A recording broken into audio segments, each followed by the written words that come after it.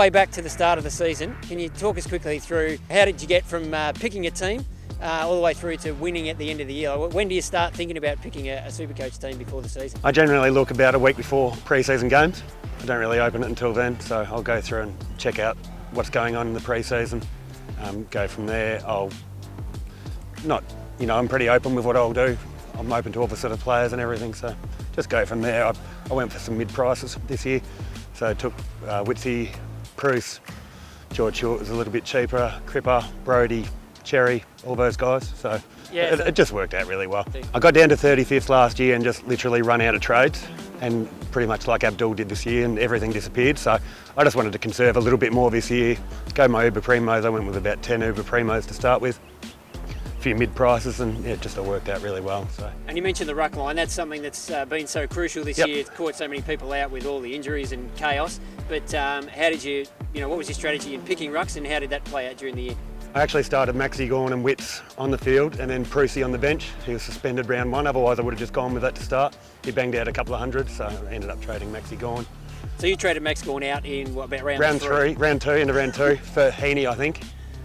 Yeah, so that's a pretty worked out pretty well. Yeah. I could just see Prusy was going to make a ton of money and just keep him until he missed his usual 3 games a year and made 200k, and perfect. Obviously this year there's a few new things with SuperCoach with some extra trades and the trade boosts. How did you find those? How did you use them to your advantage? I generally find later in the year I've struggled when you want 2 trades, but you need 3 or 4 trades just to get things done, just to upgrade teams. So I tried to use it in conjunction with just getting major upgrades and getting your team sorted. And then you had 1 trade left all the way through to the end.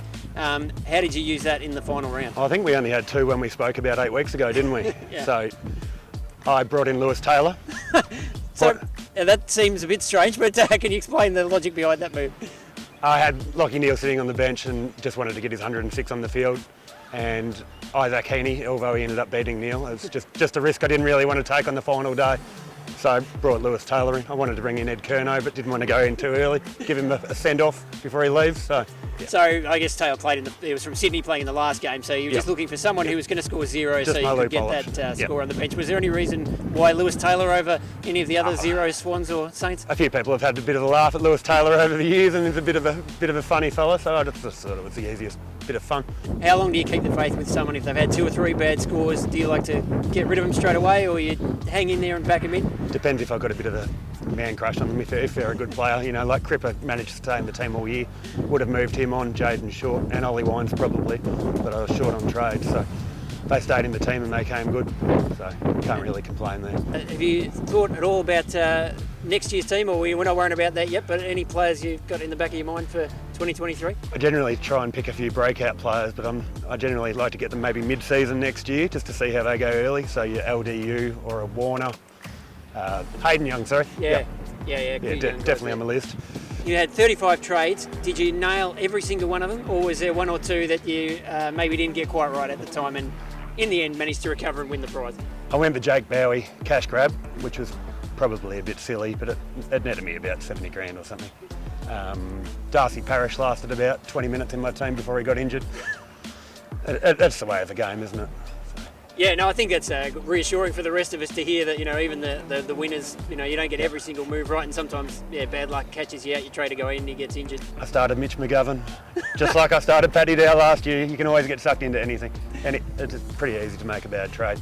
I probably changed things up a bit this year, trading players in and out and players that I shouldn't be getting, so I broke the mould a little bit, I think. We really enjoyed your banter on Twitter and those sort of things. Is that, what do you love about SuperCoach and that community? Is that a big part of it? It's just a really good community. Like, I only use Twitter for Carlton and SuperCoach basically, and you just have a bit of fun, have a bit of banter. Great way to meet new people. I've met some amazing people this year. So. And the group chats were? Oh, always fun. Yeah. Some of them don't like it because I'm not going to win, but it is what it is. Yeah, no, you have to dish it out, but be prepared to cop it as well. I cop it. Yeah, that's how I work.